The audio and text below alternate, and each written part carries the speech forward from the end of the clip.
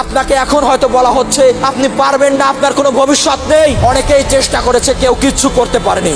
ভালো করে শুনে রাখুন, সিংহ পুরুষেরা সেই জায়গা থেকেই উঠে আসে যেখানে কেউ আশা রাখে না। তারা প্রমাণ করে যেখানে সবাই থেমে যায় সেখান থেকেই শুরু হয় আসল যাত্রা।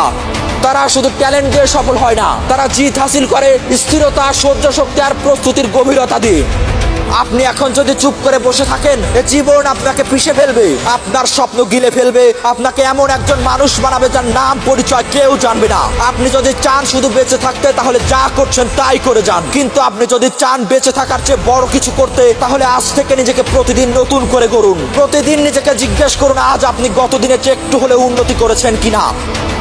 সিংহ পুরুষেরা কারো অনুগ্রহে রাজা হয় না, তারা নিজেরাই নিজেদের রাজত্ব বানায়। তাদের শরীরেও ক্লান্তি আসে, তাদের মনেও ভয় ঢোকে, কিন্তু তারা থামে না, কারণ তারা জানে জীবন একটা লড়াই এবং এই লড়াইয়ের নিয়ম একটাই, জয়ী না হওয়া পর্যন্ত থামা যাবে না।